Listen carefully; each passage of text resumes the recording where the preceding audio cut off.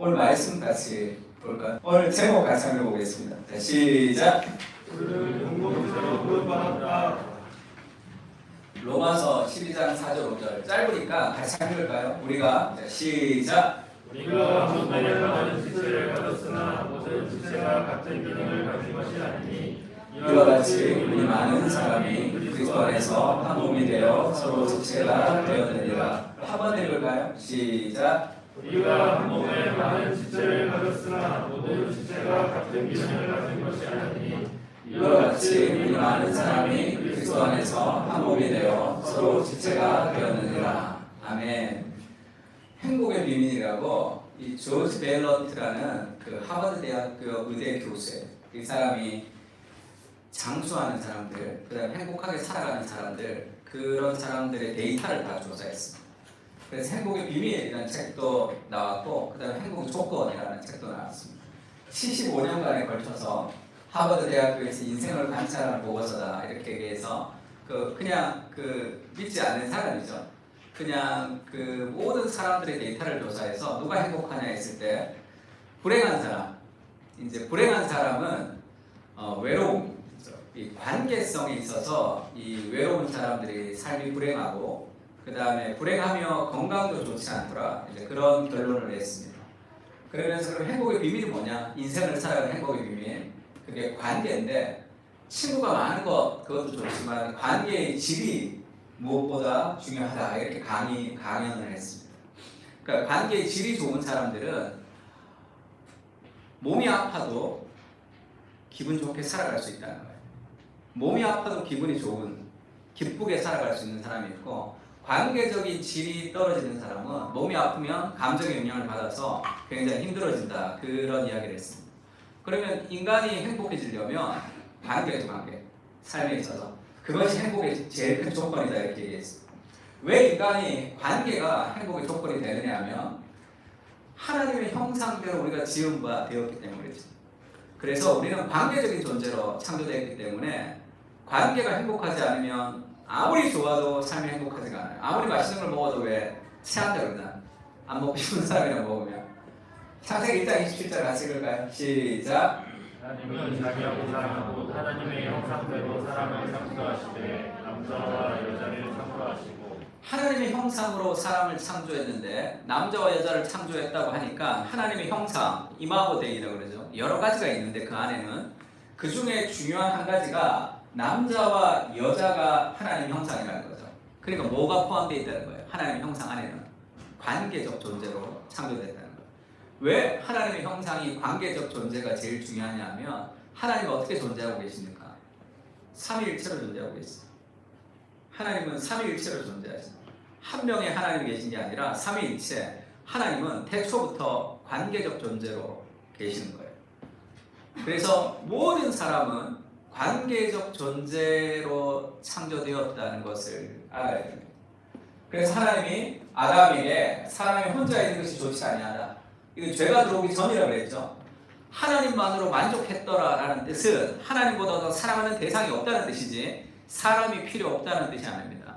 인간은 개인적으로 신앙생활을 할 수 없어요. 하나님과 나만 있어서 되는 존재가 아니라고. 인간은 반드시 다른 사람이 필요합니다.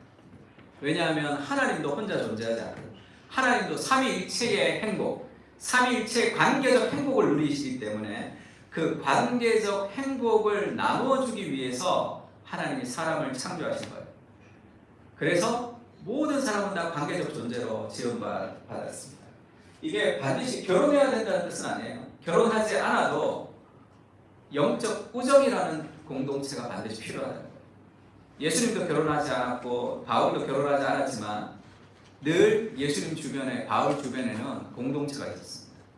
그래서 로마서, 에베소서, 갈라디아서 제일 마지막에는 바울이 다 뭘 언급해요? 다 사람들의 이름을 언급하죠. 문안해라, 누구를 문안해라, 누구를 문안해라. 인생의 마지막에 사람을 낳는 거예요. 인생의 마지막에 인사에 그 사람들의 이름들이 쭉 기록되어 있어요. 그것이 인생을 복되게 살아가는 삶의 특징이라고 할 수 있습니다. 근데 오늘날에는 그 좀 위험에 처해졌잖아요. 오늘날에는 우리 고려의 시대라는 책이 있습니다. 노리나 허치라는 사람의 강추, 정말 좋은 책이에요. 오늘날 디지털 시대가 되면서 사람들의 지금 이 외로움, 특히 이제 코로나 이후에 사람들의 어떤 그 외로움과 고립이 더 확장이 됐잖아요. 정치적으로도 그렇고. 그래서 소외와 배제라는 이 외로움을 우리가 해결하지 못하기 때문에 경제적, 정치적 양극화는 외로움으로부터 시작된다는 것을 좀 파헤친 책입니다. 그래서 이 안나 하렌트의 책을 가지고 전체주의, 그 나치에게 그 헌신했던 그 사람들의 특징을 조사했더니 왜 이 사람들이 그렇게 나치에 자기의 삶을 드리고 정치적으로 매몰했는가 했더니 대부분의 공통점이 외로움. 외로움은 굉장히 강력한 기제로 이렇게 나타난다는 거죠. 그런 시대가 되었고, 대화를 잃어버린 사람들이라는 셰리 터클의 책은 온라인 시대에 우리는 늘 소통해 있는 것처럼 생각하죠. 어제 카카오톡이 스톱이 됐더니 뭐 삶이 마감이 된 것 같은, 이게 이렇게까지 뭐가 돌아가지 않느냐, 뭐 다 목사님들이 뭐 다 이렇게 카카오톡이 스톱이 되면서 천국의 데이터베이스가 스톱이 된 것처럼 설교 준비가 안 된다, 뭐 이런 얘기를 막 하더라고요. 다 무슨 이 관계들이 다 이 카카오톡 하나 안 되는 것 가지고 굉장히 혼란스러운 그런 상황에 빠질 정도로 디지털 문화가 우리 속에 있는 거죠. 디지털은 연결되어 있는 것 같지만 연결되어 있지 않습니다. 연결되어 있는 것처럼 우리를 착각시키는 거예요. 그래서 디지털 시대에는 더 외롭죠. 진정한 관계성이 잘 없습니다. 진정한 관계성은 대화를 통해서 생기는 거거든요. 대화 속에서 갈등이 생기잖아요. 그 갈등을 해결하고 해소하면서 사람의 인격은 성장합니다. 디지털 시대에는 대화가 사라져요. 공감 능력이 사라집니다. 그래서 갈등을 해결하기가 쉽지가 않아요. 앞으로는 많은 사람 퍼센테이지가 이혼율이 더 올라가겠죠. 왜냐하면 이 갈등을 통해서 성숙으로 이어져가는 그런 관계성을 연습해보지 못하는 시대가 되는 거죠. 굉장히 위험한 시대가 됐습니다. 오늘 본문에는 우리가 한 몸에 많은 지체를 가졌으나 모든 지체가 같은 기능을 가진 것이 아닌데 이와 같이 우리 많은 사람이 그리스도 안에서 한 몸이 되어 서로 지체가 되었다. 그리스도 안에서 한 몸이 되어 서로 지체가 되었다. 이렇게 얘기했는데 이것을 유진 피터슨이 메시지 성경에서는 이렇게 번역했습니다. 손가락 발가락이 자전 안 한다면 무슨 대단한 의미와 기능이 있겠는가 이렇게 얘기했습니다. 그러니까 우리가 구원받을 때 손가락 발가락으로 구원받은 거예요. 손가락 발가락으로 우리가 그리스도의 몸이라는 공동체로 함께 우리가 구원을 받은 겁니다. 그러니까 나가 개인적으로 어떤 뭔가 구원을 받아서 내가 개인적으로 살아가는 게 아니라 그리스도의 몸의 지체로 구원을 받은 거죠. 그래서 우리가 리그 오렌의 목적의 글상 계속 읽고 있는데 우리가 속해야 할 곳, place to belong 이라는 파트가 있었죠. 우리는 예수님을 믿어야 할 뿐 아니라 어디인가 소속되어야 된다 이렇게 얘기하죠. 그리스도를 믿음으로 우리는 자동적으로 소속됩니다. 큰 그리스도의 몸이라는 우주적 교회에 소속되고 그리고 로컬 처치라는 그런 지역 교회에 우리가 소속된 사람으로 살아가야 되는 거죠.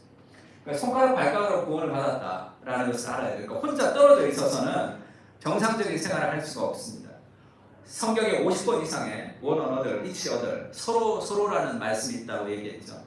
그러니까 서로라는 말씀에 50번 이상을 불순종하면서 하나님 앞에 풍성한 인생을 기대한다는 그것은 사실 말이 안 되는 거죠.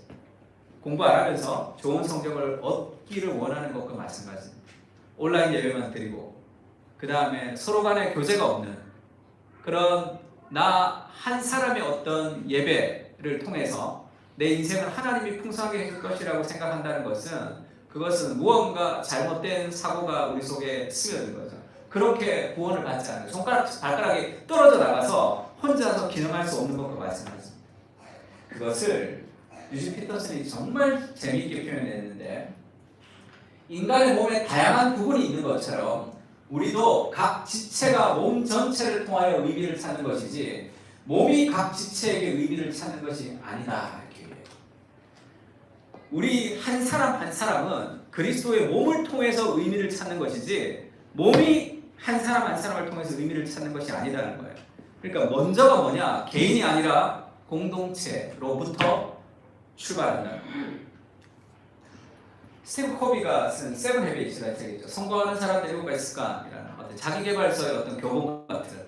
그래서 이 책이 너무 좋아가지고 저희가 목회자를 위한 세븐 헤빗도 만들어서 막 목사님들 초대해서 같이 7가지 습관을 같이 이제 나누기도 하고 그랬습니다. 굉장히 좋은 책이긴 하지만 모든 이 자기계발서는 우리가 받아들여야 될 부분, 또 우리가 배제해야 될 부분, 또 세례를 줘서 다시 우리가 바꿔야 될 부분들이 다 있다고 얘기했죠. 세븐 헤븐에서 제일 중요하게 생각하는 것이 이 의존성으로 사람이 이제 훈련되지 않는 사람이 의존성을 가지고 있는 거죠. 3가지 습관을 통해서 개인의 승리, 3가지 습관을 통해서 개인을 자기 개발을 하면 그 다음에 독립성을 가지고 독립성을 가진 두 사람이 윈윈을 통해서 상호 의존하게 된다는 그런 패턴을 가지고 있는 거예요. 개인이 훈련을 해서 훌륭한 개인이 되면 그 다음에 훌륭한 개인의 두 사람이 상호 의존을 할 수 있도록 그렇게 나아가게 된다. 이것이 보통 스티브 코비뿐 아니라 보통 일반 자기계발서에서 얘기하는 그런 관점이죠. 밀던이라는 책이죠. 제가 취미가 하나 있는데 저는 그 책이 다시 재판되면 무조건 사는 취미가 있어요. 그 월드를 가지고 있는데 지금 이게 초판본 금장 에디션이 나오면 또 구입하는 그런 못된 취미가 가지고 있어요. 우리 아내가 제일 싫어하는 못된 취미가 있습니다. 그래서 이런 거 좋아요. 이렇게 새로 나온 거. 그러면 이제 노안이 되니까 글씨도 크고 훨씬 보기가 좋습니다. 이게 월던의 금장 에디션. 아직 안 산 사람 이거 사면 돼요. 이게 에디션. 옛날 책 말고. 월던이라고 지금 이 헨리 데이빗 소로우가 어떤 숲속에 가서 어떤 그런 자기 삶의 정체성을 되찾는 그런 책이죠. 거기서 유명한 구절이 이런 구절이 있죠. 내 집에는 3개의 의자가 있는데 하나는 고독을 위한 의자가 있고, 두 번째는 우정을 위한 의자가 있고, 세 번째는 사교를 위한 의자가 있다 이렇게 얘기했습니다. 이것을 대화를 잃어버린 사람들의 쉐리 터컬이 굉장히 재밌게도 표현도 했지만, 근데 이 말은 굉장히 좋은 말이지만 그 안에 깔려 있는 어떤 잘못된 전제들을 좀 우리가 좀 이해를 할 필요가 있는데, 고독을 위한 의자, 자기 개인의 고독을 통해서 개인의 어떤 안정감을 누린 사람이 그 다음에 우정의 단계로 나갈 수 있고, 그 우정의 단계로 나간 사람이 이제 사회, 사교의 단계로 나갈 수 있다는 그런 단계성을 가지는 거죠. 그래서 우리도 개인이 열심히 해서 그 다음에 서로 두 사람이 그리고 나서 이제 공동체를 세워간다라는 그런 생각을 하면서 살아갈 때가 많습니다. 그거 그렇지가 않죠. 왜 그렇지가 않냐면 잘 생각해 보세요. 개인의 성숙은 혼자 성숙할 수 없다는 게 문제라고. 개인은 서로와 서로의 관계성을 통해서 성숙해요. 내가 혼자 있으면 내가 좋은 사람인지 나쁜 사람인지 모릅니다. 내가 누군가와 관계성을 통해서만 내가 이런 면이 있었구나, 내가 저런 면이 있었구나라고 모든 개인의 성장은 관계성을 통해서 성장하는 거예요. 관계성이 없이 혼자 성장해서 관계성을 맺는 그런 일은 없습니다. 그러니까 우리는 홀로 떨어진 개인이라는 것은 사실 애초에 존재하지가 않는 거죠. 오늘의 나는 나 혼자 떨어져 있는 야생의 내가 아니잖아. 모든 나는 다 관계성 안에서 성장한 나입니다. 제가 요즘 읽고 있는 책 중에 이회찬 회고록이라고 해서 이회찬 씨가 쓴 회고록을 읽고 있는데, 그러니까 많은 사람들이 다 그렇게 있잖아요. 내가 참 유시민 씨 글 쓰는 거 참 글을 잘 쓰고 말을 정말 논리적으로 잘한다 이랬는데, 다 그 사람들을 만나서 누군가를 만나서 누군가의 도움을 통해서 책을 보고 영향을 받고 되는 거지, 혼자서 따로 독립적으로 살아가는 사람은 아무도 없습니다. 혼자서 개인이 뭔가 독립적이 되고 나서 그 다음에 누군가와 뭔가 상호 관계를 맺는다는 그런 것이 아니라 모든 사람은 관계적인 존재로서 성장하는 거예요. 그러니까 떨어진 개인은 없다. 그런 사실 존재하지 않는 개인을 우리가 생각하는 거예요.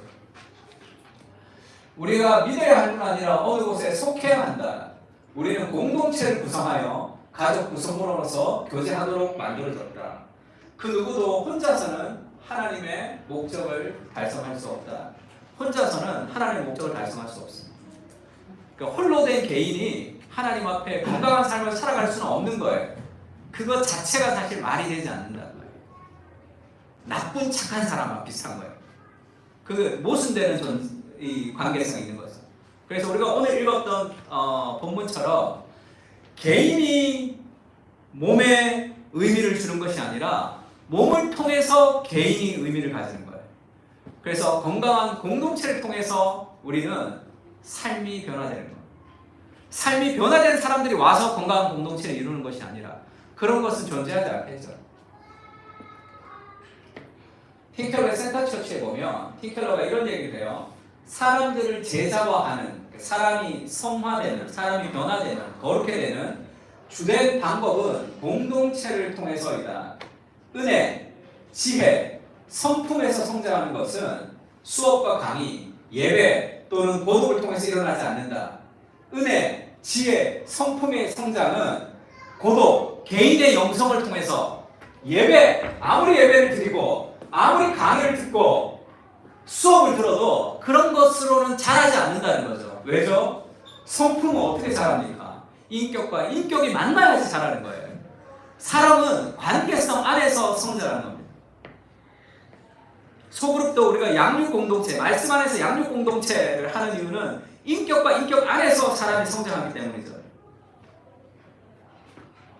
그래서 학교에서 강의를 듣고 소그룹에서는 나눔만 하는 그런 시스템을 우리가 건강하지 못하다고 판단하는 이유도 인격 안에서 자라기 때문에 내가 은혜와 지혜와 성품이 자라려면 그것은 아무리 수업과 강의를 들어도 아무리 예배를 드려도 아무리 개인적으로 기도해도 그것은 그렇게 일어나는 것이 아니죠. 성장은 깊은 관계와 공동체를 통해서 일어납니다. 그래서 공동체를 통해서 개인이 성장하는 거죠. 개인이 있고 공동체가 있는 것이 아니라 공동체 안에 개인으로 우리가 부름받는 거예요. 그리스도의 몸의 지체로 우리가 부름을 받은 거예요. 그것을 공동체와 개인을 떼어서 생각해내는 그것은 오늘날의 개인주의 영성이 우리 안에 들어온 거죠. 성경은 하나님이 관계적 존재로 이미 존재하고 계시고 우리가 태어날 때 누가 있어요? 내가 원치 않지만 엄마 아빠가 있죠. 그 다음에 형제 자매가 있죠. 태어나면 다 있는 거예요.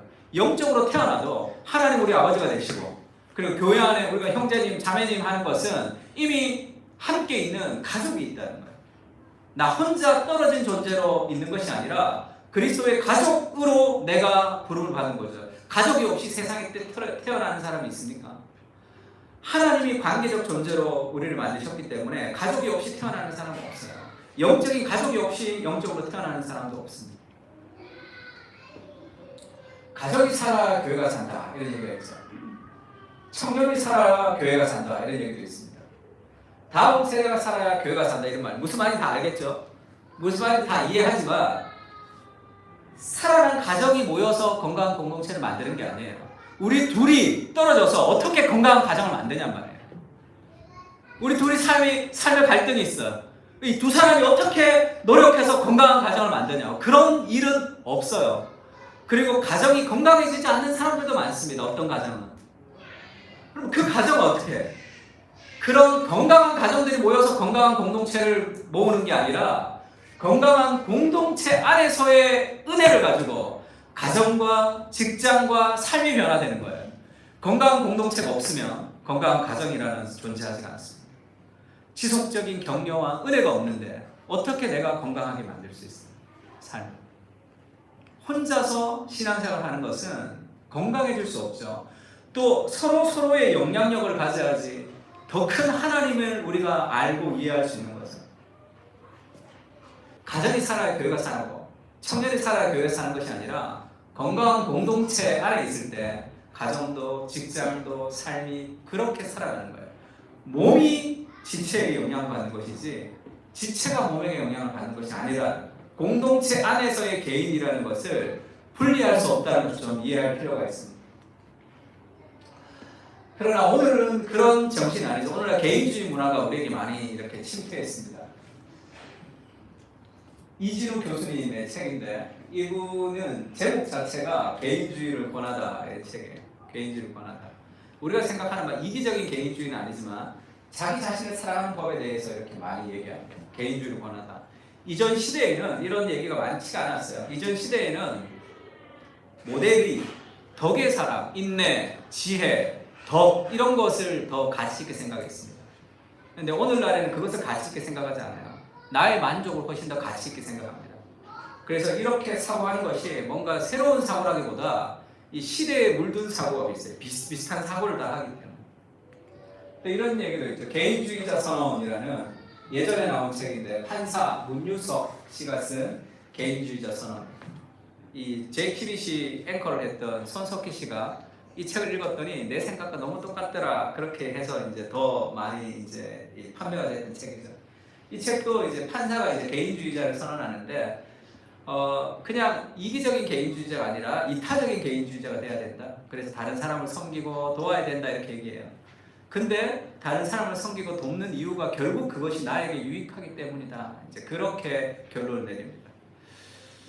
뭐 이 정도만 돼도 뭐 그냥 일반적인 개인주의보다는 좀 낫지만 사실 칸트가 얘기했던 정원 명령에도 못 미치는 덕을 우리는 오늘날의 덕이라고 살고 있는 거죠. 틴켈러의 탐구 하나님을 보면 그런 예화가 나옵니다. 비즈니스를 하는데 회사 사장이 우리가 도덕적으로 비즈니스를 해야 되는 이유가 있는데 첫 번째는 우리가 윤리적으로 비즈니스를 하게 되면 그것이 훨씬 더 사람들에게 좋은 영향을 미쳐서 판매가 더 좋기 때문에 두 번째는 윤리적으로 비즈니스 하면 직원들이 더 가치가 높아진다는 윤리적인 비즈니스가 그래서 우리가 윤리적으로 비즈니스 해야 된다라는 사장의 이야기를 얘기하면서 틴켈러가 신앙도 이런 식으로 생각해서는 안 된다 이렇게 얘기해요. 왜 윤리적으로 비즈니스를 해야 되는 목적이 뭡니까? 결국 뭐죠? 이윤이죠. 나의 이익 때문에 윤리적으로 비즈니스 하는 거예요. 그것이 기독교의 가치가 아니다 이렇게 얘기해요. 왜 그러냐면 그것은 일반 가치의 최고점이겠죠. 그렇게 하지 않으면 이타적으로 살지 않으니까. 이타적으로 사는 게 우리에게 도움이 된다고 해야지만 사람은 이타적으로 살 수 있는 존재라는 그런 제도적 확장을 만들어가는 것 뿐이죠. 은혜가 없으면 그 정도에서 끝이 나는 거예요. 하나님의 은혜는 내가 아무것도 없는 존재인데 나를 구원하시고 끝없는 사랑으로 나를 만족시켜주는 그 은혜의 공급이 있을 때만 우리는 자신을 희생할 수 있습니다. 우리가 다른 사람을 위해서 자기를 내어줄 수가 있어요. 아무런 어떤 이익과 상관없이 그것은 내가 대단한 사람이기 때문이 아니라 하나님의 은혜 때문이죠. 죽음의 부정이라는 책이 있습니다. 어니스트 베커가 쓴 책인데 The Denial of Death 죽음을 부인한다는 거죠. 그래서 지금 이 세상에 있는 모든 능력주의와 개인주의가 죽음의 부정으로부터 나온 영주의다. 이제 그렇게 얘기하는데 어니스트 베커가 죽으면서 썼어요. 이거를 암 걸려서 죽으면서 썼기 때문에 훨씬 더 이것이 돌아가시고 나서 출판이 되면서 굉장히 유행을 했던 책입니다. 미국을 예를 들면서 미국이 개인주의가 유행을 하는데 하나는 공리적 개인주의가 있고 오늘날은 표현적 개인주의다. 그래서 이제 틴켈러나 다른 사람들 칼 트루먼이나 이런 사람들이 표현적 개인주의라고 얘기를 하는 것은 다 이 책에서 나왔습니다. 어니스트 베커가 만들어낸 표현이에요. 공리적 개인주의라는 것은 개인주의인데 이런 그 사람들은 예전에 미국에서는 사회 제도, 법 이런 거는 이 개인을 도와주는 것이라고 생각했던 거예요. 그래서 법도 지키고 사회도 지키고 제도도 지키면서 그렇게 개인적인 가치를 추구했던 그것이 공리적 개인주의였다. 오늘날의 개인주의는 표현적, 익스프레스, 내 안에 있는 것을 그냥 드러내는 개인주의라는 거예요. 사회, 제도, 법, 국가 이런 것은 나를 제한한다고 생각하는 거예요. 그래서 그런 거 다 필요 없이 내가 원하는 것을 자꾸 표출하는 개인주의를 그래서 오늘날의 표현적 개인주의라고 얘기했어요. 왜 이런 일이 생기냐 하면 교회, 그 다음에 정부, 회사 믿지 못하는 일들이 자꾸 생기는 거예요.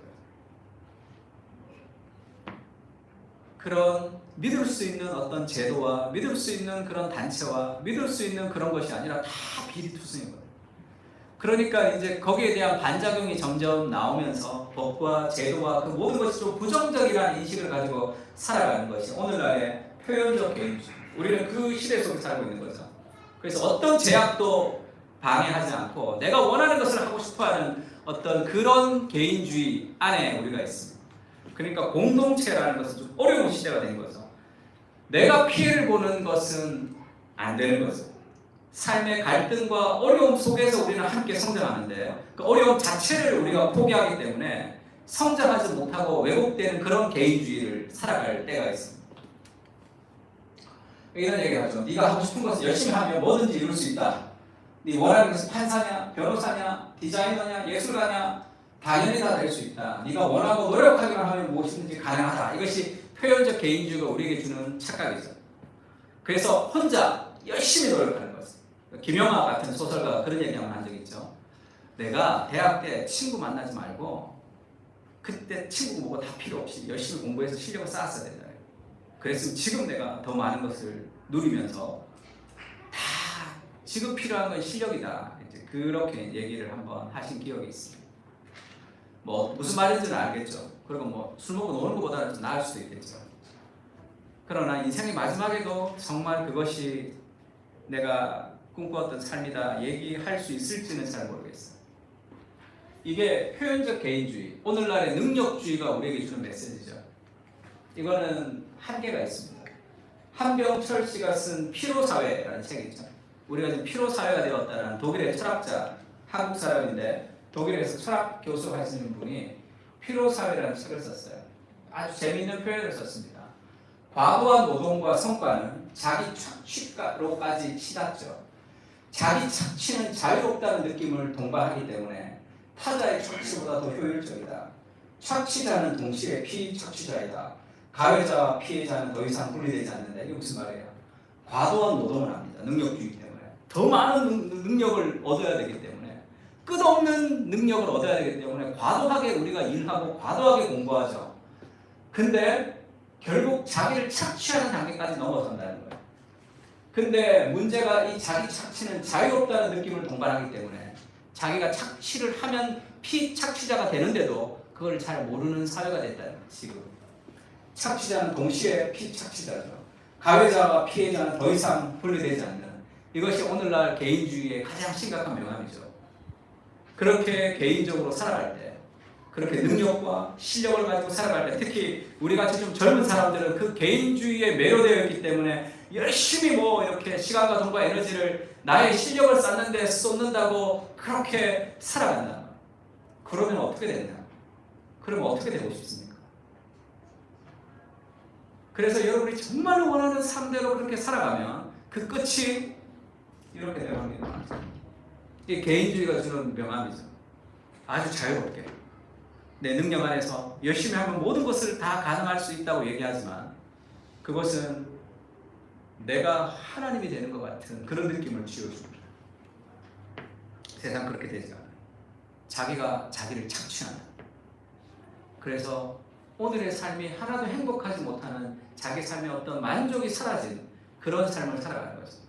어떤 목표를 이루기 위해서 끝도 없이 자기를 착취해가는 삶. 그것이 오늘날 표현적 개인주의가 우리에게 주는 어떤 잘못된 그런 착각과 같은 것. 너희는 그리스도의 몸이요 지체의 각 부분이라 이렇게 얘기하죠. 우리는 그리스도의 몸이고 지체의 부분으로 공동체 안에서의 지체로 우리가 부름을 받았습니다. 릭 워렌이 이런 얘기를 했죠. 하나님의 영적인 가족이 된다는 것은 가장 큰 영광이고 특권이다. 그 어떤 것도 이에 비할 수 없다. 우리가 중요하지 않고 살아가지 못하며 불안하다고 느낄 때마다 우리가 누구에게 속해 있는지를 기억하라. 인생은 혼자 아무리 능력을 가진다고 해도 불안과 두려움과 여러 가지 죽음으로부터 오는 여러 가지 그 불안들을 극복하기 위한 능력일 뿐이에요. 그 우리를 착취합니다.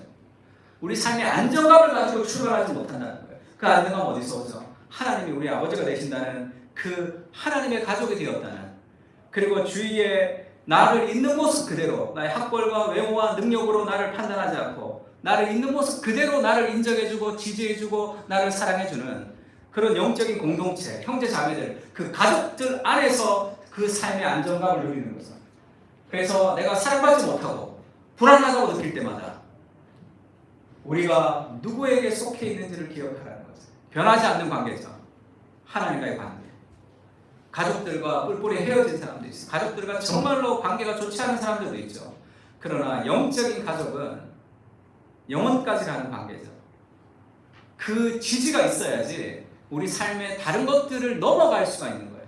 가정의 문제, 직장의 문제, 여러 가지 삶의 문제가 이 지지할 수 있는 그 하나님이 우리에게 묶어주신 이 공동체 안에서 그 모든 힘이 다 나아갈 수 있습니다. 공동체와 떨어진 개인이 그것을 감당해낼 수 있는 힘이 없는 것입니다. 이 예수님이 그 식탁에 있는 그림인데 예수님의 별명이 있었죠. 이 땅에 오셔서 인자로 와서 먹고 마시매 말하기를 보라 먹기를 탐하고 포도주를 즐기는 사람이요 세리와 죄인의 친구로다 하니 지혜는 그 행한 일로 인하여 옳다함을 얻느니라. 예수님이 이 땅에 오셔서 했던 일들이 자꾸 먹었어요. 원래 메시아가 오면 영성가들은 주를 안 먹어야 되는데 세례요한 와서 먹지도 않고 마시지도 않았습니다. 그래서 그들이 미쳤다 하더니 인자가 와서 먹고 마시매 그들이 또한 미쳤다 하더라. 성경에 그렇게 얘기해요. 세례요한은 먹지도 않고 마시지도 않는 그런 약간 회개의 모델이라면 예수님은 하나님 나라가 이 땅에 왔다는 것을 보여주는 모델이에요. 매일 먹고 마시거든.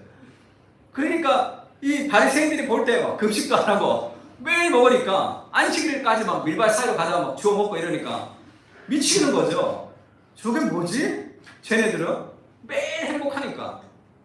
그래서 예수님이 포도주를 즐기고 뭐 먹기를 탐하고 세리와 죄인의 친구로다. 늘 세리와 죄인들과 함께 식탁에서 예수를 먹었단 말이에요. 그 뭘 보여주죠? 하나님의 나라는 이 파티, 하나님의 나라는 축제다라는 것을 보여주기도 하고, 그 다음 이 세리와 죄인들과 함께 식탁을 가지면서 그들에게 예수님이 뭐를 전달하고 있습니까? 너희는 세상에서 소외되고 비난받을지 모르지만 너희는 하나님의 가족이라. 우리도 식구라 그러죠. 밥을 같이 먹는 것을 식구. 너희는 하나님의 가족이, 하나님의 패밀리, 천국의 가족이 된 거죠.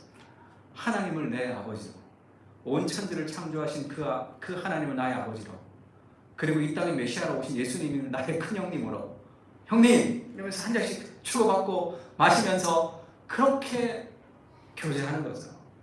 그래서 이 세리와 죄인들을 있는 모습 그대로 받아주는 그런 하나님 나라의 공동체를 예수님이 보여주고 있습니다.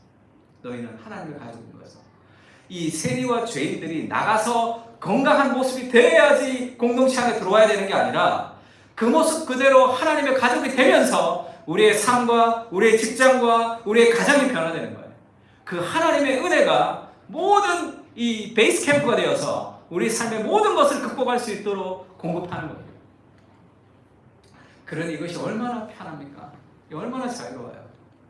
주일날 와서 함께 교제하고 격려하고 위로하고 그렇게 은혜를 공급받고 우리가 나가는 거예요.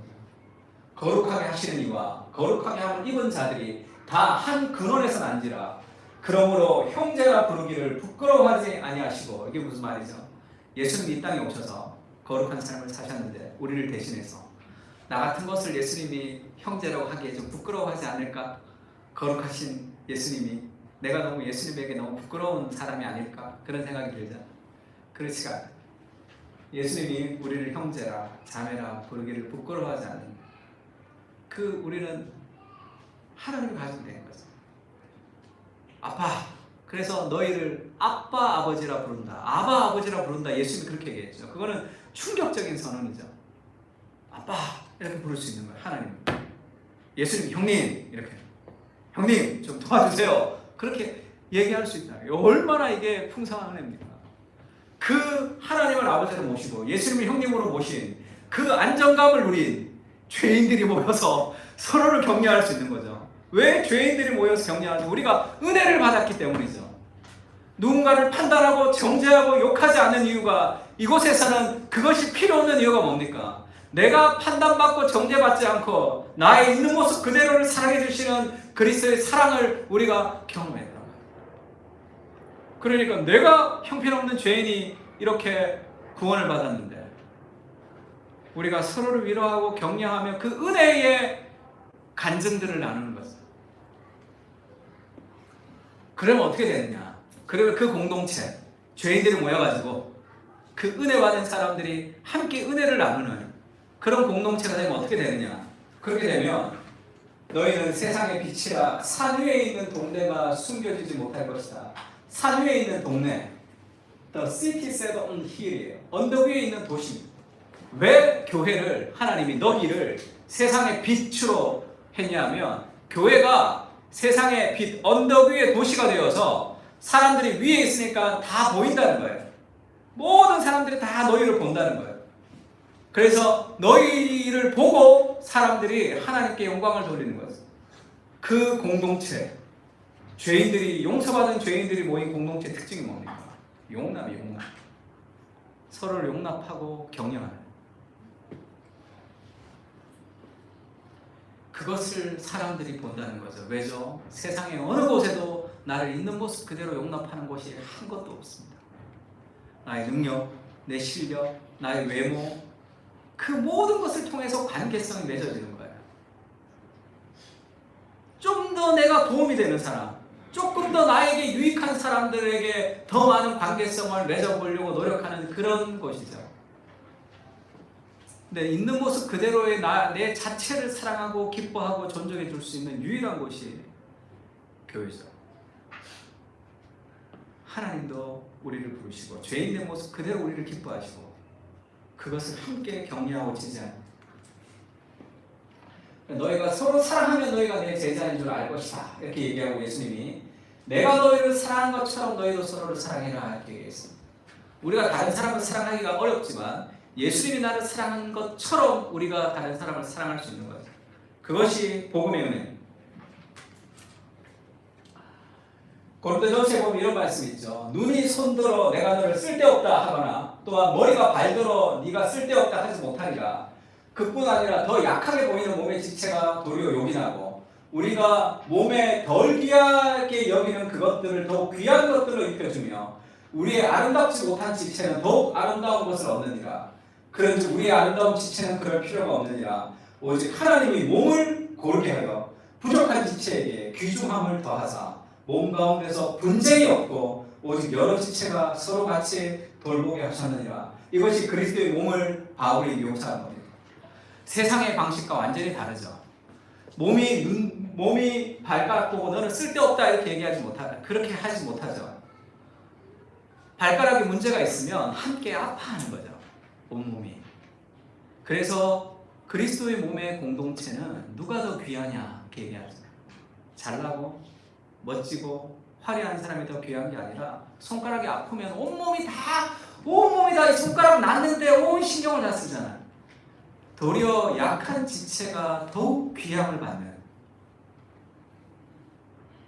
그런 곳이 세상에 어디 있어요? 세상 어디에도 그런 곳은 없어요. 우리도 완벽하게 그런 공동체를 이룰 수는 없죠. 그러나 하나님의 은혜만큼 우리가 다른 사람을 용납할 수 있는 그런 공동체가 되면 자연스럽게 그 공동체는 세상의 빛이 된다. 세상을 비추는 빛이 된다. 우리가 세상을 바꿉시다. 우리 교회가 한국교회 모델이 됩시다. 그래서 모델이 되는 게 아니라 서로 복음의 은혜를 누리는 죄인들이 서로를 용납하고 격려할 때 그때 삶이 변화됩니다. 저는 목회를 하면서 그런 생각을 가지고 있습니다. 복음, 우리를 위한 용납이죠. 그거를 신앙이 어린 사람들은 어떻게 복음을 쉽게 이해할 수 있을까요? 누군가로부터 그걸 경험하는 거죠. 용납, 용서. 그렇게 되었으면 좋겠다 그런 생각들이 있습니다. 그러니까 하나하나 지적을 통해서 무언가가 바뀔 수도 있겠죠. 근데 그러지 않고 용납의 공동체가 되면 시간은 오래 걸릴지 모르지만 그것은 훨씬 더 우리를 편안하게 하고 우리를 더 자유롭게 한다고 생각합니다.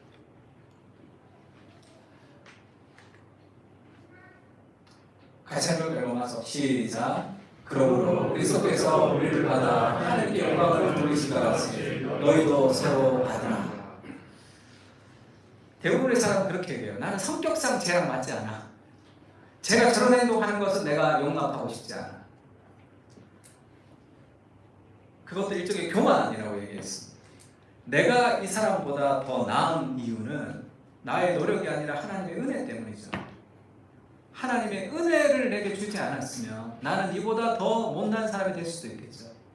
내가 폭행을 하는 우리 아버지와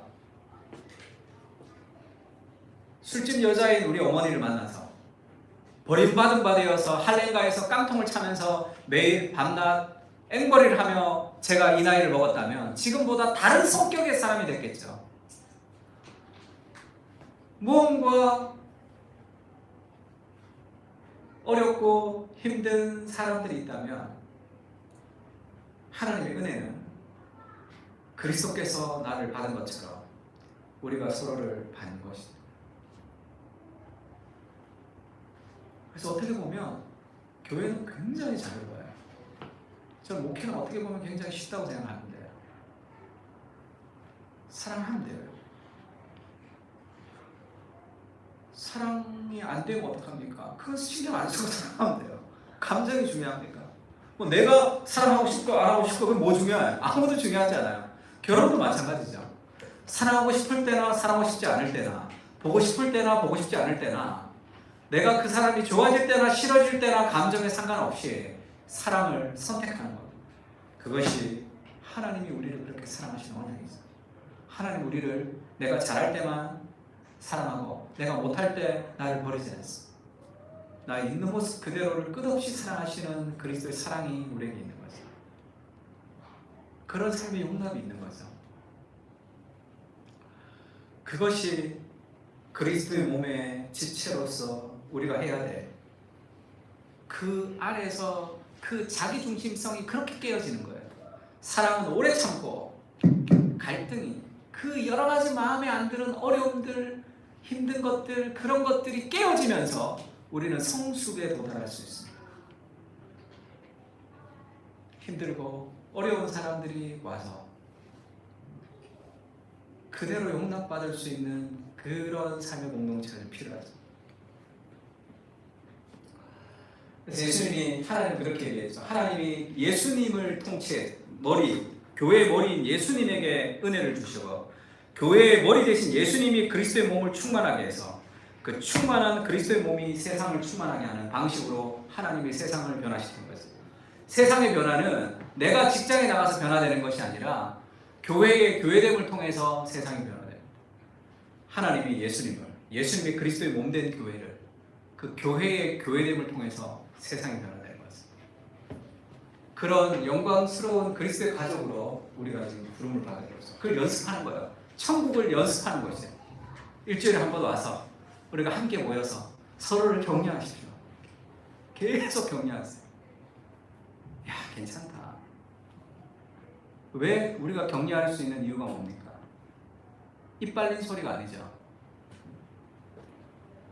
너는 할 수 있다, 할 수 있다라는 시크릿과 이 믿음은 완전히 다르죠. 시크릿은 할 수 있다, 할 수 있다, 할 수 있다. 되지도 않은 것을 자꾸 할 수 있다고 자기를 암시하는 것이고, 우리는 뭐죠? 하나님이 당신과 함께 하기 때문이죠. 하나님이 함께 하시는 거예요. 내가 어떤지와 상관없이 하나님이 당신을 통해 일하시면 일할 수 있는 거잖아. 하나님이 너의 인생 가운데 함께 하시고 있죠. 천지를 창조하신 그 전능하신 하나님이 너의 아버지가 되시잖아. 그것을 지속적으로 격려하는 거죠. 나는 잘 안 될 것 같아. 나는 힘들 것 같아. 그런 수많은 불안이 몰려올 때마다 격려하는 거예요.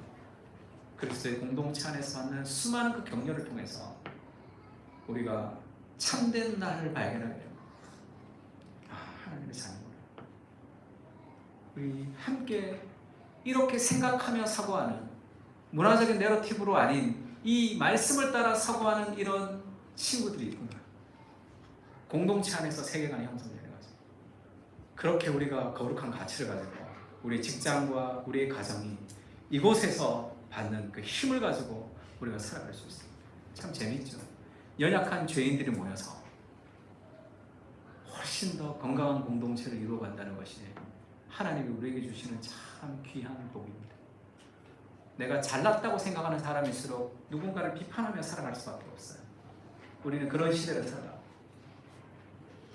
하나님의 은혜의 공동체가 되면 좋겠어. 그것이 교제예요. 그것을 연습하고 그것을 지지하고 그렇게 시간이 흘러가면서 우리는 훨씬 더 나은 우리가 될 거예요.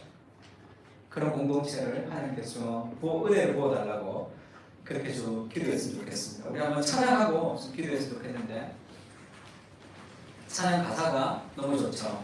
주 안에 우린 하나, 모습은 달라도 예수님 한 분만 바라네. 사랑과 선행으로 서로를 격려해 따스함으로 보듬어가리.